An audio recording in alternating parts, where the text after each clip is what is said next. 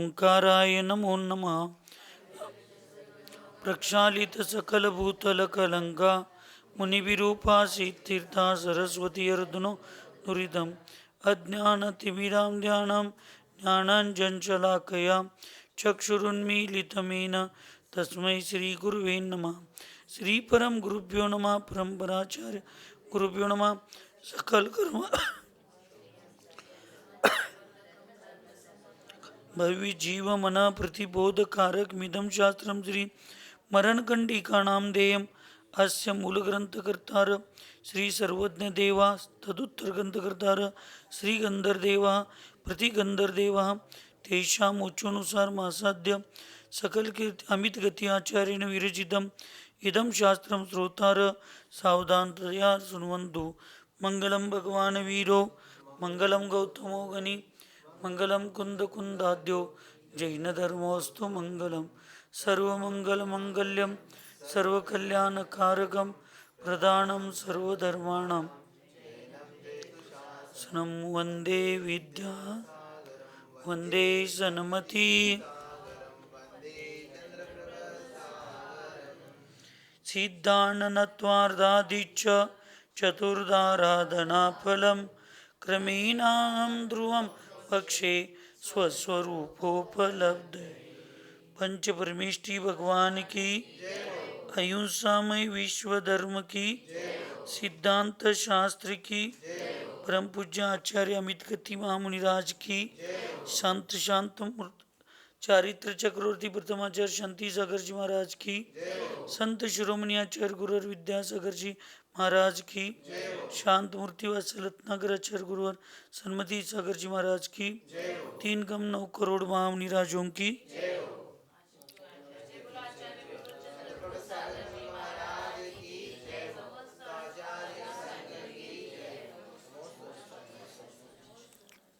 मरण खंडिका इस महान ग्रंथ में आचार्य भगवान अमित गति महामुनिराज पूर्व चर्चा में जैसा दुष्ट अश्व को मार्ग पर चलाना या अति स्निग्ध बिलन मत्स्य को पकड़ना शक्य नहीं होता, वैसे ही मन को वश में करना शक्य नहीं है, ऐसे बताया था। अब मन के वशीभूत होने वाले और मन को वशीभूत करने वालों का फल क्या है, ये आज चर्चा करेंगे। यस्य दुःख सहस्राणि भजन्ते वशवर्तिना संसार सागरे घोरे भ्रम्यन्ते शरीरिणा।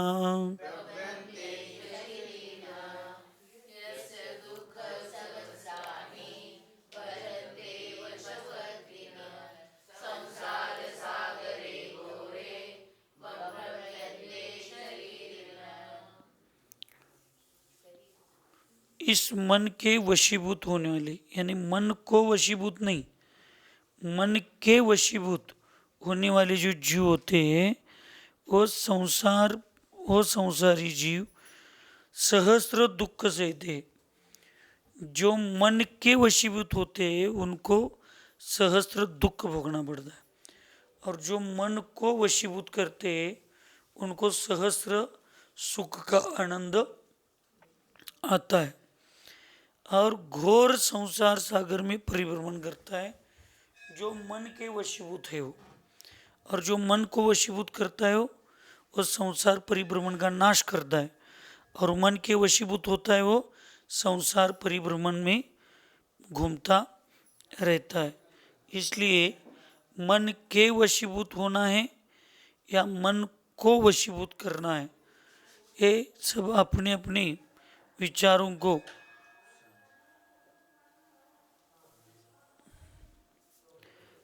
मन को वशीभूत करना है क्या मन के वशीभूत होना है, यह सब अपने अपने विचारों पर, सब अपने अपने हाथ में सब है।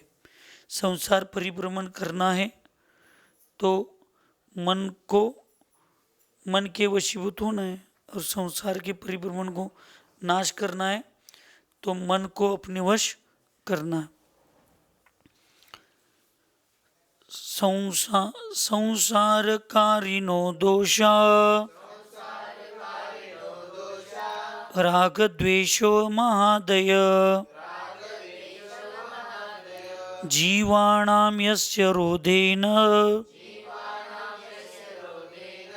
नश्यन्ति क्षणमात्रतः तद्दृष्टं मानसं येन निवार्याशुभवृत्तितः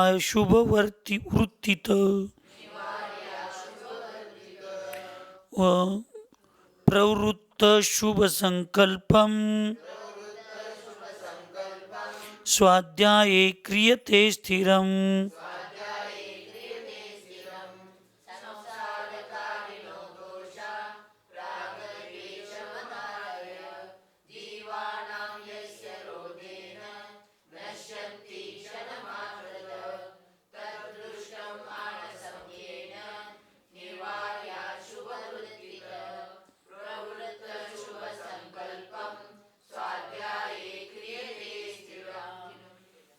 संसारकारिणो दोषा राग द्वेष मद आदेय.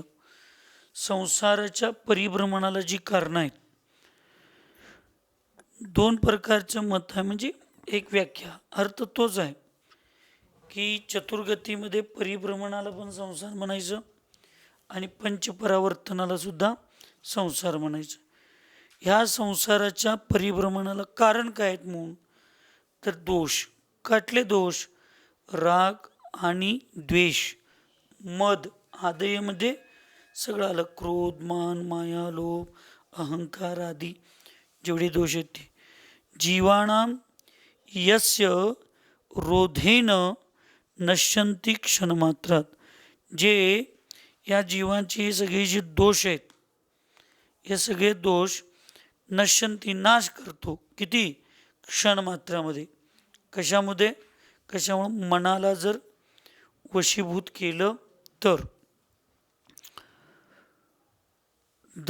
तददृष्टं मानसं येन निवार्या अशुभवृत्तितः शुभवृत्तितः. काय सांगितलं? और उसके बाद क्या बता रहे कि दुष्ट मानस येन, जो मन है, मानस यानी क्या? मन. कैसा? दुष्ट. ये जो दुष्ट मन है, जो अशुभ वृत्तित, जो हर समय अशुभ प्रवृत्ति में लगा रहता है, उसको क्या जाता है? निवार्य यानी रोक दिया जाता है. और प्रवृत्त शुभ संकल्प, अशुभ से निकलने के बाद उसको क्या होगा? नियम से शुभ, शुभ प्रवृत्ति का संकल्प किया जाता है. और स्वाध्याय क्रियते स्थिरम, उसमें स्वाध्याय में, स्वाध्याय की क्रिया में स्थिर किया जा सकता है अगर मन को स्थिर करना है तो. यानी मन को स्थिर करने से, मन को वशीभूत कर लेने से राग, द्वेष, ईर्ष्या, मत्सर, मद आदि इन दुष्ट दुर्गुणों का तो नाश, दोषों का तो नाश होता ही है. मन में जो अशुभ प्रवृत्तियाँ आती है उसको रोका जाता है. और शुभ प्रवृत्ति का संकल्प करा के स्वाध्याय आदि ये षट क्रिया, या साधु की जो षट क्रियाएं, देव वंदना, स्तुति, समता, वंदना, प्रतिक्रमण, प्रत्याख्यान आदि में उसको लगाकर अपने परिणामों को स्थिर किया जा सकता है. एक ही यहाँ पे जितना अपन एक 5-6 दिन से स्वाध्याय में चर्चा कर रहे या चिंतन कर रहे, इसका एक ही अर्थ है कि आत्मा तो राजा है ही, लेकिन आत्मा मन के वशीभूत हो गया तो नौकरों की जैसा कार्य करता है. और आत्मा ने मन को वशीभूत कर लिया तो राजा जैसा कार्य करता है. तो राजा को राजा जैसा ही रहना चाहिए. लेकिन होता वास्तविक ऐसे कि वर्तमान स्थिति या कर्म के उदय या पुरुषार्थ के कमजोरी के निमित्त से राजा को ऐसे लगता है कि ये सब अ, इनके अधीन अपन है, और इनके सिवा, जैसे अपने को लगता है खाए बिना मन स्थिर नहीं रहेगा, वो किए देखे बिना मन स्थिर नहीं रहेगा। वास्तविक हम लोग कहते हैं वैसे मन को करना चाहिए, लेकिन मन कहता है वैसे हमें करना है। और फिर मन के अपेक्षा से करने जाएंगे ना, तो फिर अपनी इच्छा और अपने सुख के लिए या अपने अच्छे के लिए वर्तमान में हम दूसरों को कितना दुख दे रहे, कितना परेशान कर रहे, या दूसरों के मन के कितने विरोध में हम कार्य कर रहे। हमारे इस ऐसे मन की भावना से, इच्छा से दूसरों को कितनी परेशानी होती होगी, दूसरों का मन कितना दुख होता होगा।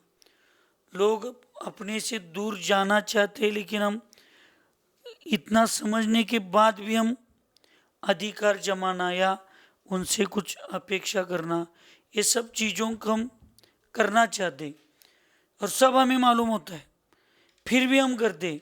क्यों करते? मन पर हमारा अधिकार नहीं जमा, मन ने हमारे ऊपर क्या किया है? अधिकार जमा है।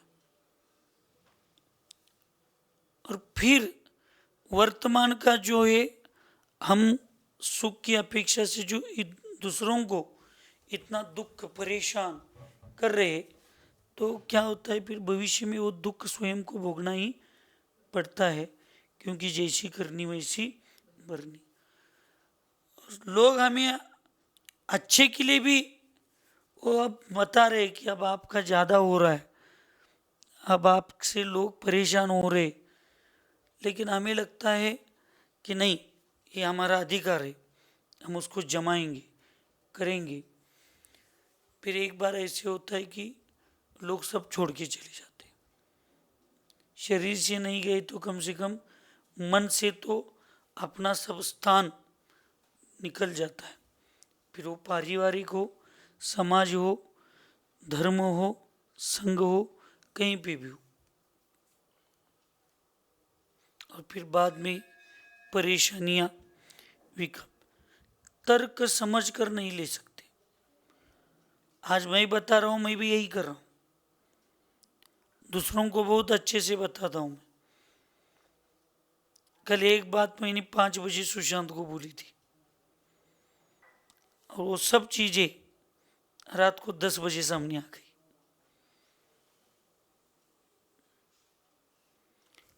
और ये मैं दूसरों को 2-3 बार सूचना दे चुका था, ऐसे हो रहा है, देखो है, ऐसे नहीं होता, ऐसे नहीं होता। वो अत्यंत विश्वास व्यक्ति, वो अत्यंत विश्वास है हमारा। भैया आज तक जो भी परेशानी दुख जिनको अपना माना, उनसे ही दुख पाया, फिर भी क्यों राग किया, यह समझ नहीं आया। ऐसे बोलते ही नहीं अपन, अष्टक में बोलते तो है, लेकिन हम भी सबको इसका अर्थ बहुत अच्छे से बताते, लेकिन स्वीकार नहीं कर पाते। और फिर एक दिन फिर ऐसे बैठना पड़ता है, दुख के साथ, विकल्प के साथ, आर्त रौद्र ध्यान के साथ। सही कि नहीं? इसलिए कल जो वाक्य आया था, वो हम आपको बताने के से अच्छा, और आप हमें बताने से अच्छा, हम सब लोग स्वयं को समझ के लेना है। अब आप हमें बताने इतने भी हम अगर बच्चे बन के चलेंगे तो नहीं चलेगा। कौन सा? मोह आकुलता रहित, मोह राग आकुलता रहित जीना। ये बड़े छोटों को समझाएंगे तो कोई विकल्प नहीं है, लेकिन बड़े ऐसे गलती करें कि वो छोटे ही बड़ों को समझाने का प्रयास आ रहा है, तो फिर बड़ों को समझ के लेना चाहिए कि अपनी अवस्था क्या हो गई है, अपनी कंडीशन क्या हो गई है, अपन किस स्थान पर रुके हैं, समझना चाहिए। और समझ नहीं लेंगे तो फिर एक बार अपने आप समझ में आता ही नहीं सुशांत। और जिस दिन वो समझ में आता है तब फिर अर्थ रौद्र ध्यान या विकल्प मानसिकता बिगाड़ के लेनी पड़ती है। फिर कभी कभी आपको लगता है कि मैं रहूँगा ये तो सब चलेगा, नहीं तो नहीं चलेगा, इसलिए फिर हम जैसे कहेंगे वैसे महाराज जी करेंगे या समाज करेगा। जो स्वयं का सौभाग्य मानता है इन चीज़ों का कि मुझे ये करने के लिए मिल रहा है, वो कभी दूसरों को एकदम से उसको धोखा नहीं देगा, एकदम से नहीं छोड़ सकता। लेकिन जिसको ये लगता है कि मेरे निमित्त से चल रहा है, सामने वालों को मजा चखाएंगे, तो एकदम से आकर फिर ऐसे धोखा देते हैं लोग। और इसका बहुत बड़ा दोष है। इसलिए भविष्य में बहुत अच्छे से शांति से विचार करके जीना चाहिए कि हमारे निमित्त से जब चल रहा है ऐसे नहीं होता। नहीं तो फिर ये समझ रहे, इसलिए फिर दीक्षा के बाद भी, समाधि के बाद भी, या कितने ठोकर इस व्यवस्थित जीवन जीते समय अपने कितने हम लोगों ने ठोकर गए, पद पद पर, कदम कदम पर ये अनुभव हम लोगों को आ रहे, सबको ये अनुभव आ रहे कि श्रावक अपने को कभी कभी अपने से कितने उभर जाते, या अपना आप कितने दिन, कितने समय या कितनी बार वो करेंगे। तो हम लोगों, इसलिए तो साधु को बहता पानी जैसे पवित्र होता है वैसे चलता साधु पवित्र क्यों कहा है?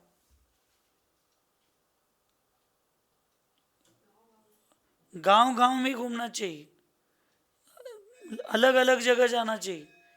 एक ही साथ एक ही जगह रुककर एक ही व्यक्ति को जब ज़्यादा परेशानियां या उन्हीं उन्हीं लोगों को ज़्यादा परेशानी होती है तो लोग ऊब जाते, कितना भी अच्छा भक्त हो। हम लोगों को समझना चाहिए कि कितना परेशान करना है, क्योंकि सबकी एक एक क्या होती है, मर्यादा, सीमाएं होती है। फिर उस सीमा का उल्लंघन हम ही करेंगे, फिर हम छोटों को नाम रखते बैठते, वो ऐसे करते, वो ऐसे करते।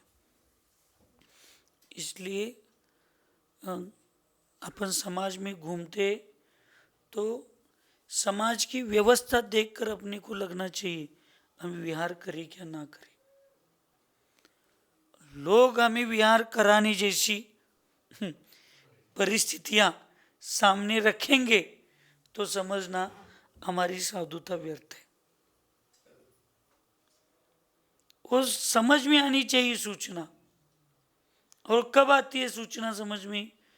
जब आपके वश में मन है, हमारे वश में कौन है? मन है। और हमारे वश में मन नहीं है, वो सामने वाला हमारी जगह दिखाने का प्रयास कर रहा है, फिर भी हम उसके सामने हाथ जोड़कर जा रहे। सामने वाले हमें दिखाने का प्रयास कर रहे, फिर भी हम कहते और 4 दिन रुकते ना, और 4 दिन रुकते। तो क्यों इतना समाज के, हम समाज से इतना ये कर रहे? इसलिए मैं आपको बता रहा हूं, जब तक बड़े रहते हैं ना तब छोटों को कोई विकल्प नहीं रहता। सब उनकी छत्र छाया में, तेरी छत्र छाया भगवान मेरे सिर, वो सब चलता है।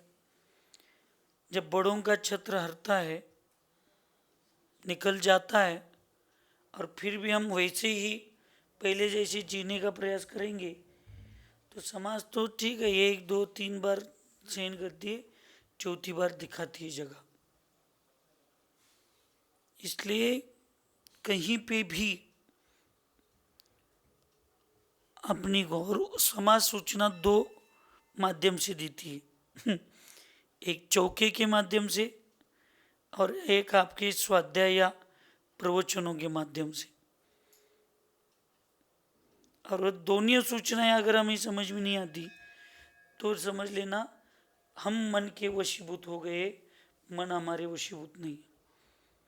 चौके में है, लोगों को कम आ रहे, 2-3 लोग ही हार करा रहे, तो समझना आप समाज में लोग थोड़ा थक गए। एक चीज 2-2 4-4 बार बतानी पड़ती है तो समझना लोग थक गए अपने से। और हम लोगों को समझाने लगे, अगर हम समझने की क्षमता नहीं रखते तो फिर अपना कार्य हो जाए। इसलिए मन को वशीभूत रखना है। ये मैं बार बार इसलिए बताता हूँ कि आज तक अपन छोटे होकर सब समाज में घूमे,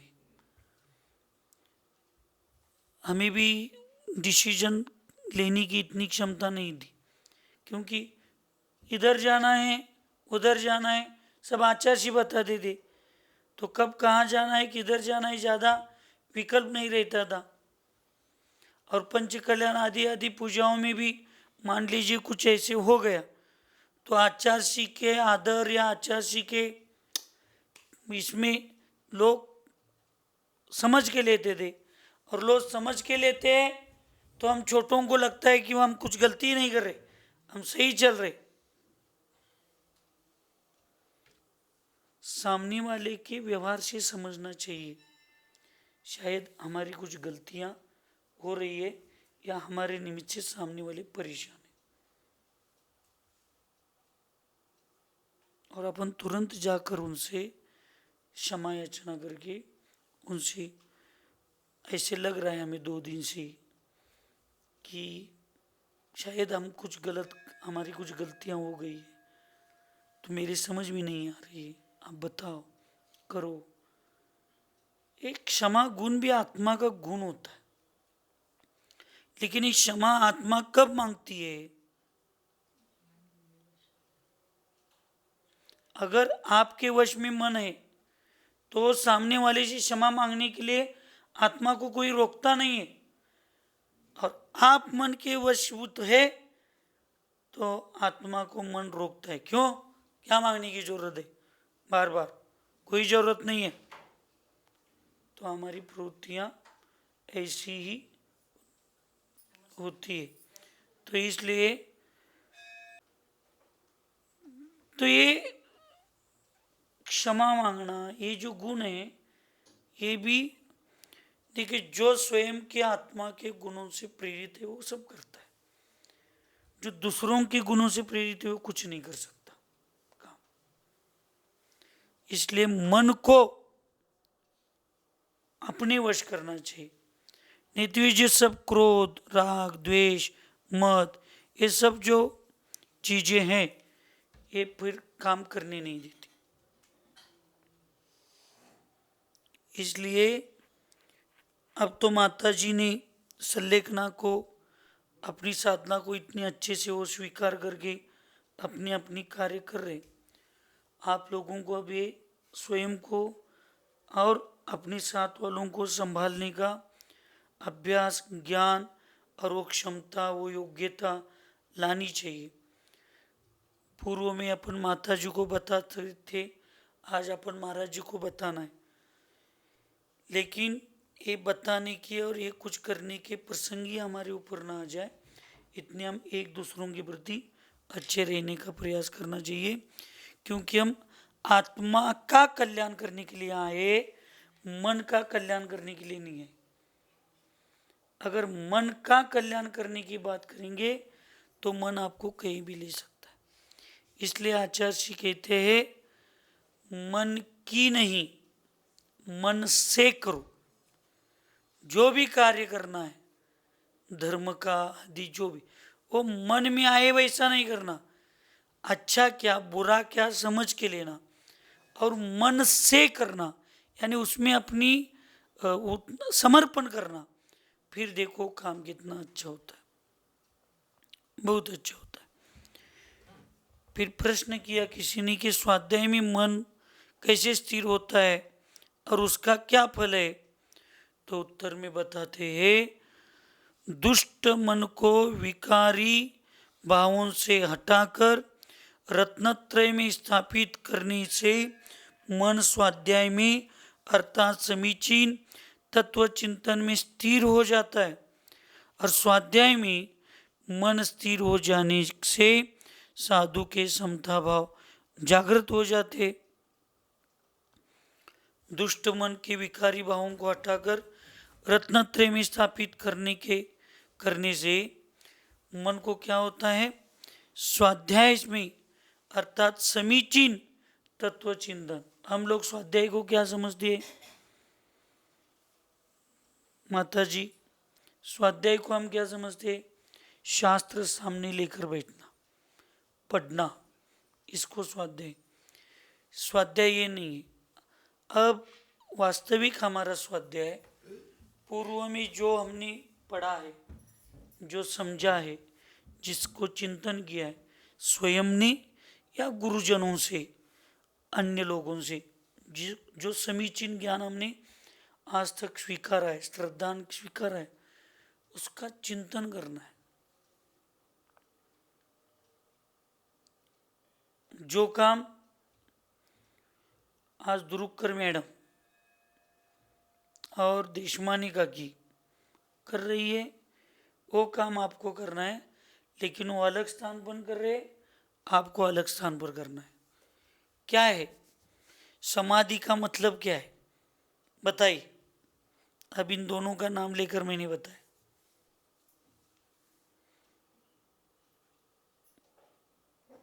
अब पेंशन सिर्फ खाना है, पैसे कमाना नहीं। अब ये दोनों क्या कर रहे? 60 साल तक नौकरी की, 50-55 साल तक।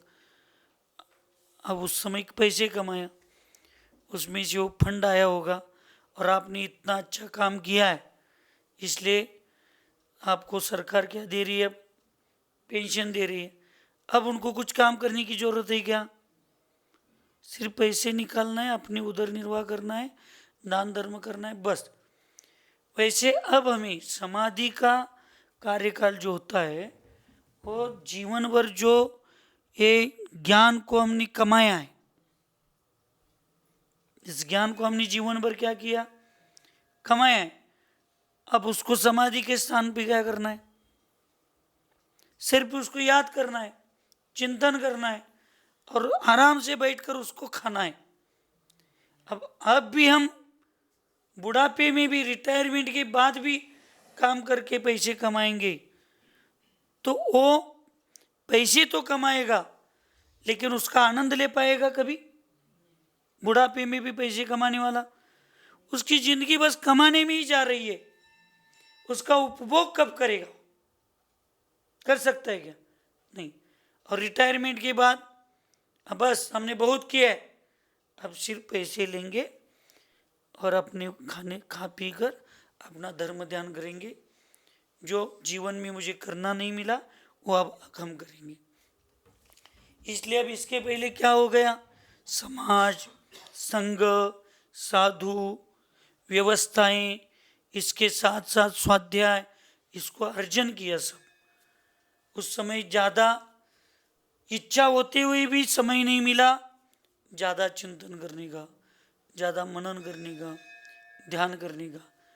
अब कुछ कमाना नहीं है, अब कोई शास्त्र आगे नहीं, कुछ नहीं, बताने वाले बता रहे, उसको अच्छे से चिंतन करना। और जब बताने वाले चाहेंगे तो दो ही काम करना है। पूर्वक में जो स्वाध्याय, धर्म ध्यान, अच्छे भगवंतों की प्रतिमाओं के दर्शन, भगवान के सामने बैठकर की हुई आराधना, सामने बैठ के किए हुए ध्यान, अन्य साधुजनों के साथ अपन मिले तो अन्य साधुजनों ने, अन्य मतलब जैन अपने संघ को छोड़कर जितने जितने साधुओं से मिले, कभी ना कभी जो कोई मिला वो एक तो शब्द आपको अच्छा कुछ मार्गदर्शन किया होगा, क्या किया? नहीं क्या है? उसका चिंतन, मांगी तुंगी का दर्शन, गजपंथा का दर्शन, और कहाँ कहाँ चातुर्मास हुए, वहाँ कौन सी आराधना की। इस शुभ परिणामों में देव शास्त्र गुरु के चिंतन में सिर्फ अब अपनी धैर्य शक्ति को, आत्मशक्ति को बढ़ाने का काम करना। फिर ये करेंगे तो अपने आप फिर आंखें बंद हो जाती है।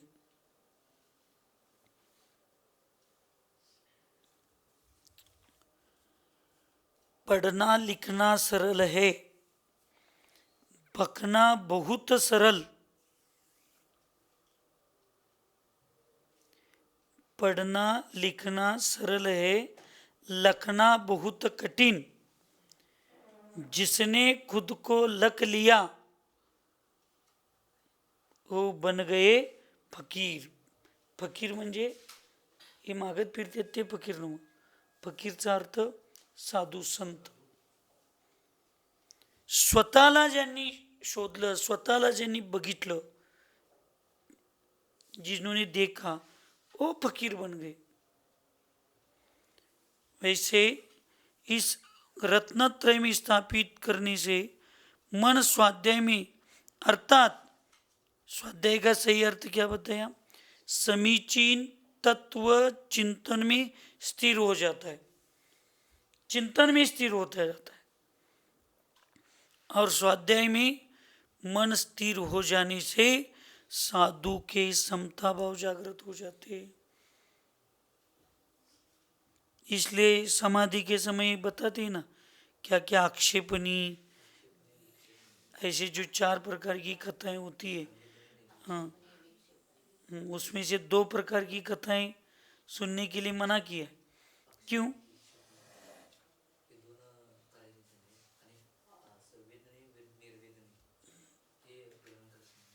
बर, मी काय म्हटलो तसंच म्हटलो ना.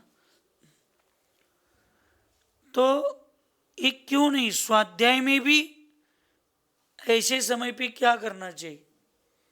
तो आक्षेपणी विक्षेपणी स्वाध्याय क्या गलत है क्या, उसमें जो बताया वो गलत है क्या? वो गलत नहीं है, लेकिन अभी उसका मेरा काम नहीं है, अभी उसको मेरा काम नहीं.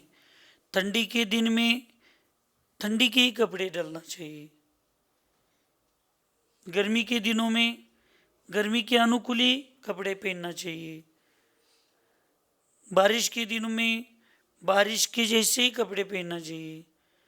तो हम जो ऋतु चालू है उस हिसाब से कपड़े अलमारी से निकाल दे, बाकी के ऋतु के कपड़े क्या कर दे, अलमारी में वापस रखते. रखते इसका मतलब वो अच्छे नहीं है क्या, उसका उपयोग नहीं है क्या, लेकिन ये इस काल में उसका उपयोग नहीं है. ऐसे समाधि के काल में ऐसी कथाएं, ऐसी चीजें, आर्त रौद्र ध्यान की बातें, किसी साधुओं के प्रति या किसी गांव में कुछ घटनाएं दुर्घटनाएं हो गई तो उसकी कोई आकर चर्चा कर रहा है आदि आदि, तो वो सब नहीं सुनना. चलो अब धर्म की बात है, मेरी भावना सुनाओ, समाधि भावना सुनाओ, वैराग्य भावना सुनाओ, वहां पे शास्त्र देखो. चलो रत्नगंड की गाथाएं सुनाओ, छेड़ाला सुनाओ. ये उनको ही अपन धर्म ध्यान, यानी स्वयं भी धर्म ध्यान में स्थिर रहेंगे और अशुभ कर्म के निमित्त से ऐसा कोई बाह्य निमित्त हमारे परिणामों को बदलने का प्रयास करने के लिए आ रहा है तो उसको भी शुभ में लगाने का काम हम करेंगे. स्व पर कल्याण. तो इसलिए आत्म सत्यमी तत्व चिंतन का क्या होना चाहिए, यहाँ पे स्थिर होना चाहिए. मन को स्थिर करने का उपाय, अभी तो धावमानम तद्विचारेण निवर्तते निगृह्य क्रियते चित्तम दुर्वृत्त इव लज्जितम अवशम क्रियते वश्यम येन दास इव व्रतम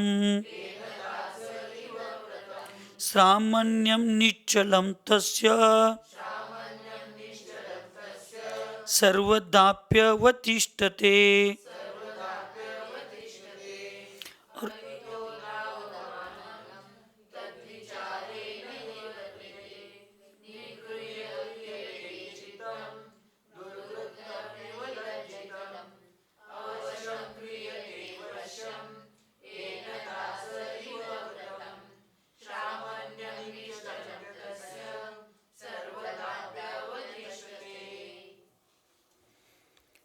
इसका जैन धर्म में सबसे अच्छा चिंतन है वो कर्म चिंतन, कर्म सिद्धांत। अभी एक एक साल 1.5 साल पहले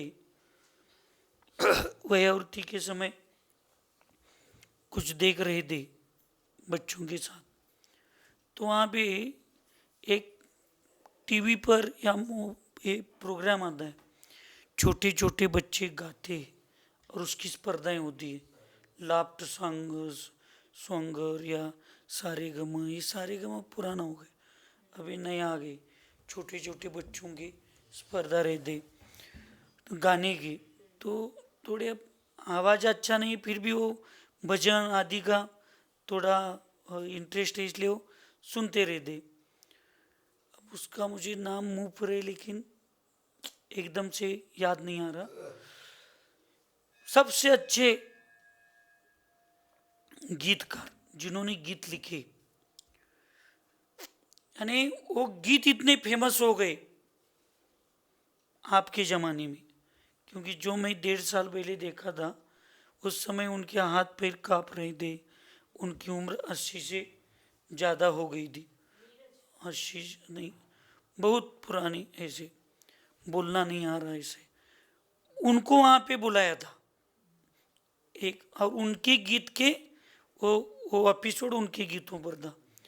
वो छोटे छोटे बच्चों से गाना सुनकर, उन्होंने लिखे हुए गीत सुनकर वो एकदम से रोना चालू कर दिया।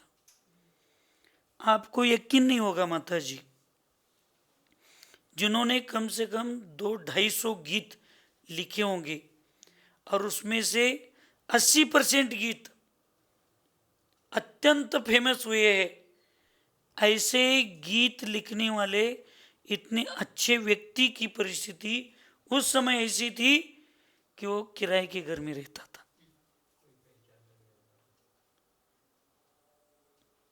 और जो न्यायाधीश जजेज अन्य लोग थे वहाँ पे घर, उन्होंने उस इतने बड़े प्रोग्राम में इतने बड़े गीतकार को, किसी ने 50,000, किसी ने 1 लाख, किसी ने 2 लाख, ऐसे करके 10-11 लाख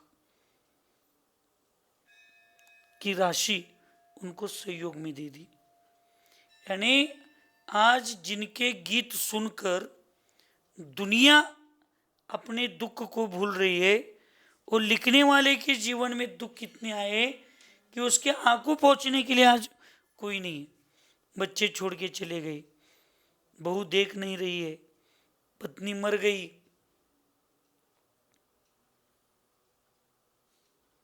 ये कर्म सिद्धांत है।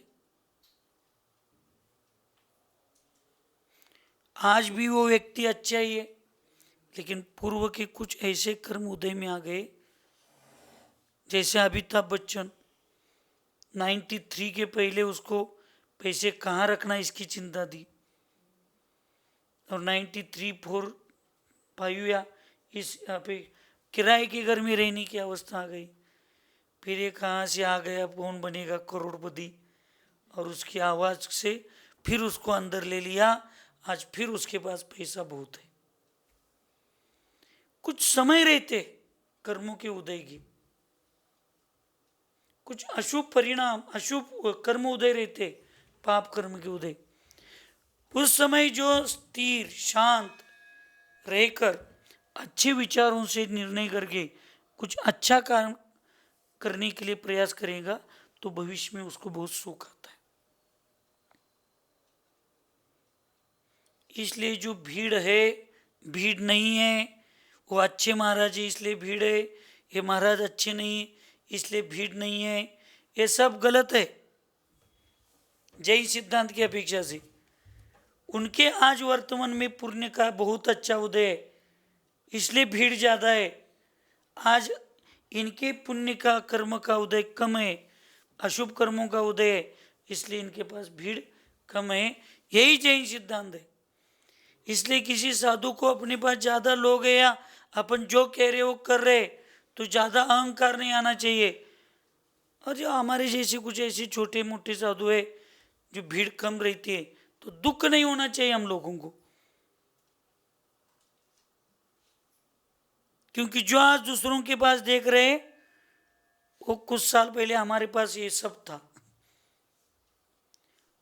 आ गए होंगे कर्मों के उदय, या शुभ कर्म का मंद उदय होगा, या जो अपन तत्व के हिसाब से एकनिष्ठ होकर चल रहे, आज की इस पाप की दुनिया में अच्छाई किसी को अच्छी नहीं लगती होगी, बंधन अच्छा नहीं लगता होगा, इसलिए नहीं आते होंगे लोग। तो लोगों की भीड़ से और लोगों की कम, यही चल रहा है आज माता जी सब दुनिया में। मैं एक जगह गया था, ऐसा ही टीवी का चल रहा था, वहाँ कोई नहीं था, बस हम ही 4 लोग बैठे थे। फिर भी महाराज जी के चेहरे पर जरा भी शिकस्त नहीं थी। जैसे भीड़ रहती है तब उनका चेहरा जैसा रहता है, तब हम 4 लोग थे तभी भी वैसा ही चेहरा था। देखिए, स्वाध्याय संयम के लिए होता है, तो इसलिए लोग कितने उस पर प्रवचन करना या नहीं करना, कौन सा करना क्या करना, ये चीजें कुछ नहीं होती, इससे कोई संबंध नहीं। और हम किस में फंसते जा रहे, लोगों के भीड़ में फंसते जा रहे। इसका एक ही कारण है, मन अपने वशीभूत नहीं है, मन के वशीभूत हम है। इसलिए यहाँ पे उदाहरण दिया उन्होंने, जिस प्रकार दुराचारी कुपुत्र को दुराचरण के फल प्रदर्शन द्वारा लज्जित कर दुराचरण से विमुख किया जाता है, उसी प्रकार चारों ओर दौड़ते हुए मन को तत्व विचार द्वारा अपनी आत्मा की ओर लौटाना चाहिए। एक दुराचारी पुत्र है तो उसके सामने दुराचार का फल क्या होता है इसका प्रदर्शन किया जाता है। तो जो दुराचारी किए हैं उनकी कुछ घटनाएं बतानी चाहिए या उनको दिखाना चाहिए, देखो तुम आज जो कर रहे ये वो 10 साल से कर रहा है, आज उसकी स्थिति क्या है। अगर आज तुम नहीं सुधरोगे तो 2-4 साल के बाद तुम्हारी स्थिति होगी। अब हमारे सामने शराब ऐसे परिवार वाले आते पीने वाले, हम उनको एक ही कहते हैं उन पुरुषों को, देखो हम बताने वाले कोई अच्छे बहुत होशियार है ऐसा नहीं। अगर तुम्हें स्वयं को सुधरना है तो एक देखो क्या कि तुम्हारी उम्र के लोग जो शराब पी के नशा करके मर गए, फिर लिवर खराब होकर मर गए या खुदकुशी करके मर गए, उनके पत्नी की और बच्चों की आज स्थिति क्या है देखो। और तुम्हारी पत्नी और तुम्हारे बच्चों की स्थिति ना हो ऐसे लगे तो सुधरो। दुराचारी को दुराचरण के फल प्रदर्शन को द्वारा, आज क्या है ये स्वाध्याय चल रहा है, क्या चल रहा है माता जी कि ऐसी समाधि के समय ये आ रहा है कि नहीं, जिसका मन विचलित हो गया उसने क्या फल पाया, और जिसके मन ने स्थिर किया उसको उसका कल फल क्या पाया। यही तो स्वाध्याय बताता है कि फिर ऐसे किसी साधु का समाधि या हम जैसे साधु का थोड़ा मन विचलित हो रहा है तो स्वाध्याय बताता है, देखो तुम जो आज कर रहे हो उन्होंने किया था, उसका फल उसने पाया है। जीवन भर अच्छी साधना की, समाधि के समय परिणाम बिगड़े, तिरंज में हो जामफल में जाकर जन्म लिया उसने, देखो अब तुम्हें क्या करना है। ये जिनवानी अदृश्य रूप से बता दे। देखो गज कुमार के सिर पर क्या रखी, जलती हुई सेगड़ी रखी। सुकमाल को, सुकौशल मुनि को शेरनी ना, शेर, हाँ हाँ, वो खाने के लिए आ गई, फिर भी उन्होंने अपनी आत्मचिंतन में एक लीन हो गए। देखो उनका कितना अच्छा हो गया। अब आपको क्या लेना है, देखो भाई ये बताने का काम मेरा है। 4 महीने का उपवास हो गया था कुनिक के जीव के पूर्व भाव में, लेकिन परिणाम बिल्कुल नहीं बिगड़े। वो मुनि महाराज जी के बिगड़े थे, ठोकर लगकर गिर गए, चक्कर आकर गिर गए, फिर भी परिणाम नहीं बिगड़े। सुन रहे सब माता जी लोग, उज्ज्वला का की, मोना का की, दीदी लोग, भैया लोग, और विशेष करके आप तीनों तब तक उस साधु के परिणाम अच्छे थे, लेकिन सिर्फ एक महिला ने बोली कि राजा ने अपने चौका अपन भी नहीं लगाया और हम लोगों को भी नहीं लगाने दिया, ये महाराज जी की जी स्थिति हो गई वो श्रीनिक राजा के निमित्त से हो गई। तब उनकी शक्ति कम हो गई थी, तुरंत गुस्सा आ गया, परिणाम बिगड़ गए, निदान बंद कर दिया और उसी के चैनिक राजा की पत्नी के घर में उसका बच्चा होकर जन्म ले लिया। ये आप लोगों का काम होता है, आपके ऊपर विश्वास है इसलिए यहां रखा है, और यहीं बैठ के आप लोग इधर उधर की बातें करोगे और कब कौन से शब्द शपथ के परिणामों को, पूर्व की शत्रुता या कुछ कंडीशन ऐसे कुछ भी हो जाए, यहाँ पे काम करने वाले गलत हो, चौका लगाने वाले गलत हो, बाहर की कोई भी चीज इस कमरे के अंदर आवाज आनी नहीं चाहिए। आप लोगों को महिलाओं को ही ज्यादा आदत रहती है, वो गलत कर रहे थे, हमने सुधारा और इसलिए आपकी चर्या अच्छी हो रही है। हम कर रहे, ये दिखाने की आदत महिलाओं में ज्यादा होती।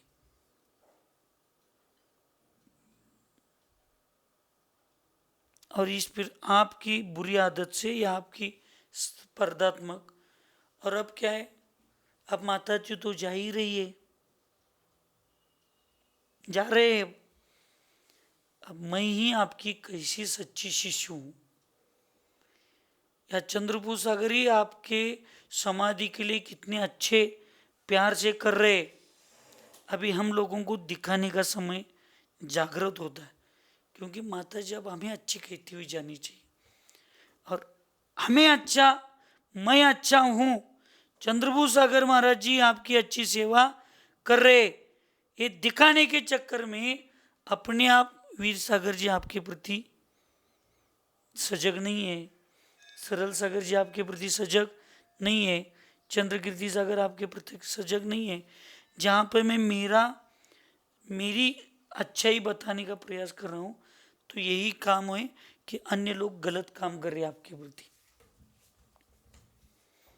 ना मैं अच्छा हूं ये दिखाना है, ना कोई गलत है दिखाना है, सब लोग आपके प्रति काम कर रहे।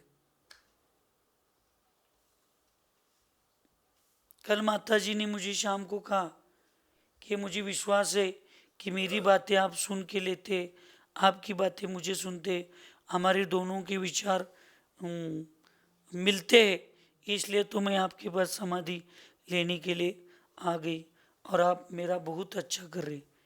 तब मैंने माता जी को ही की कहा, हम कुछ नहीं कर रहे, आपका पुण्य हमसे करवा के ले रहा है। यही बात बोला माता जी, आपका पुण्य हम लोगों से करके ले रहा है। अगर आपका पुण्य नहीं होता तो हमारी भी मति भ्रष्ट हो जाती। जैसे आदिनाथ मुनि महाराज जी की पुण्य नहीं था तो सौधर्म की बुद्धि भी मारी गई थी, 6 महीने भूखे घूमने लगा उनको। जब पुण्य का उदय आ गया तो श्रेयांश राजा जैसा नगर श्रेष्ठी राजा भी उनको हार कराया। वैसे सब जो व्यवस्था चल रही है किसी एक के परिश्रम से, किसी एक के नहीं, आपके पुण्य से, आपका पुण्य हमारा ये काम करके ले रहा है। जब ये चर्चाएं हम सब लोग करते जाएंगे तो ना स्वयं को अहंकार आएगा, ना सामने वालों के परिणामों में एक के प्रति राग और एक के प्रति द्वेष उत्पन्न हो। और ये संभालने का काम बहिरंग में हम लोगों का है। कोई भी बाहर से आ गए और कुछ इधर उधर की चर्चा करने का प्रयास कर रहे, नहीं करके देना।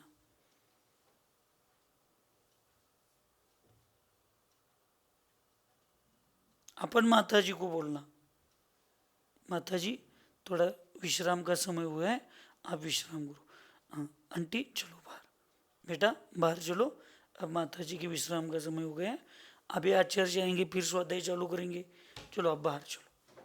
बोलने ही नहीं, प्यार से उनको ये कहना नहीं है कि नहीं मत बोलो मत बोलो, अब चलो समय हो गया, अब बाहर चलो, नहीं तो अच्छा सीखे फिर हमें जवाब देना पड़ता है। और ये जब सब चर्चा ये हो रहा है तो माता जी को समझ के लेना चाहिए मुझे अशुभों से बचाने के लिए ये सब चल रहा है। और उस व्यक्ति के सामने अगर माता जी कहेंगे तो 5 मिनट बैठने तो कुछ नहीं होता, तो फिर समझना कि ये बचाने का प्रयास कर रहे और आप फंसने का प्रयास कर रहे।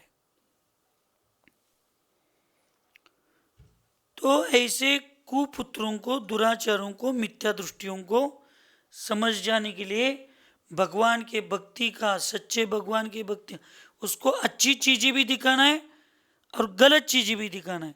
इसका क्या फल है और इसका क्या फल है, अब तुम्हें क्या चुनना है, तुम चुनो।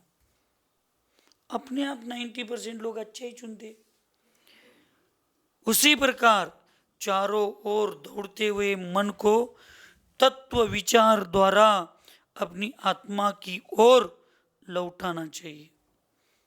अब यहाँ पे क्या बताया, तत्व के विचार चिंतन करना चाहिए। जैसे अवश्य हुए स्वेच्छाचारी दास को उपाय पूर्वक वशीभूत कर स्थिर किया जाता है, उसी प्रकार साधु अपने अवश्य मन को वशीभूत कर लेता है, जिससे उसका सामान्य अर्थात समता भाव निश्चल हुआ सदैव अवस्थित रहता है। इस प्रकार मन को वशीभूत एवं सामान्य को स्थिर करने वाला समाधि अधिकार पूर्ण हुआ। और जब मन वशीभूत होकर मन प्रसन्नित होता है तो सब चीजें अपने आप होती है, सब चीजें। जीवंत उदाहरण है आपके सामने, कौन? चंदनमती माता जी। इतनी दवाइयाँ की हम लोगों ने, इतने सब किया, अब उसके उनके कर्म के उदय थे या उनका मन विचलित था मालूम नहीं। कभी आहार के लिए जाते तो क्या कहते उसको, हाँ, भर जाता था मन, ऐसे चलने के लिए नहीं होता था, उल्टियाँ होती थी सब। अब रंगोली में चातुर्मास हो गया, अब वो माता जी के समाधि वाली माता जी के सेवा में अब 2 कार्य है, वहाँ भी 2 निमित्त लगाना है। अंतरंग निमित्त तो एक ही है, उनके पुण्य का उदय। बहिरंग 2 निमित्त है। एक निमित्त है उस माता जी की सेवा का फल, वयावृत्ति का फल, उनका स्वास्थ्य ठीक हो गया। और दूसरे अपने गुरु के पास जाने के बाद मन खुला हुआ होगा, कुछ हुआ होगा, या शायद हम लोगों से ज़्यादा अब उनके विचारों को समझकर उनके गुरु ने उनका मन बहलाया होगा। और जब मन प्रसन्न हो गया और वयावृत्ति में मन लग गया तो कर्म की अपने आप स्थितियाँ, कर्म के उदय कम हो गए या निर्जरित होकर चले गए, पुण्य उदय आ गया। देखो अब स्वस्थ अच्छा है, अब 4.5-5 हीमोग्लोबिन हो गया। अब वो विहार कर रहे तो भी कुछ मन में अभी भी बंद है, बीच में क्या है, दवाई ही बंद है, सब अच्छा चल रहा है। तो मन प्रसन्न हो, सेवा के कार्य में मन लगे। समाधि मैं इसलिए बता रहा हूं, आपकी भी अगर दवाई छूटनी है तो आपके गुरु से कोई अच्छे वचनों का अपेक्षा मत करो। मैं ऐसा ही हूँ, स्ट्रिक्ट और सीधा बोलने वाला। लेकिन एक तो निमित्त आपको जरूर मिला है, वो है माता जी की सेवा का। तो इतनी अच्छी सेवा करो, इतने निर्मल मन से सेवा करो, इतना उनके बैठ को उनको वो सो रही है तो मृदु आवाज में, क्योंकि महिलाओं की आवाज़ अच्छी होती है, हमारी जैसी नहीं होती, इसलिए कौवा पुरुष है और कोयल स्त्री है, नियम है सब चीज़ों का। तो माता जी सो भी रही है तो इतनी मृदु आवाज़ से, जैसे वीणा की आवाज़ रहती है, बांसुरी की आवाज़ रहती, बैठे बैठे शांति से, स्पीड में नहीं, कुछ नहीं। प्रेम भाव हो सब जीवों से, गुनी जनों में हर्ष प्रभो। इस तरह मृदु आवाज में, साइलेंट आवाज में, उनको सुनने के लिए परेशानी ना हो, चिंतन में आनंद हो, ऐसे मृदु आवाज में हर समय उनके साथ, उनके पास बोलना चाहिए। जब उनको नींद आएगी वो अपने आप कहेंगे। ठीक, उनको ये बताने के लिए भी ना लगे कि जरा कुछ आप पढ़ाएंगे क्या, पढ़ेंगे कुछ आप बोलकर दिखाएंगे क्या, इतनी भी उनको मजबूरी नहीं आनी चाहिए। हम जो उनको नींद लगने तक हमारा एक काम चालू ही होना चाहिए। जब उनको लगे वो कहेंगे तो शांत।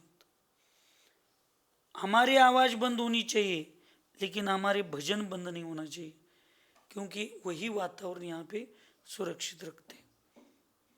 माता जी लेट गए, हमारा बंद नहीं। अपनी मृदु आवाज में ये लगातार होना चाहिए। और वो जितना आप ये चीजें करेंगी उतनी याद रखना, आपकी अपनी आप वयावृत्ति से अशुभ कर्म निकल जाएंगे, पुण्य का बंध बढ़ता जाएगा, अशुभ की निर्जरा हो जाएगी। और फिर दवाई के लिए किसी को बोलना नहीं पड़ेगा। और दवाई नहीं आई तो मन विचलित होने का कोई प्रसंग ही नहीं। क्यों? अब स्वाभिमान जागृत हो गया।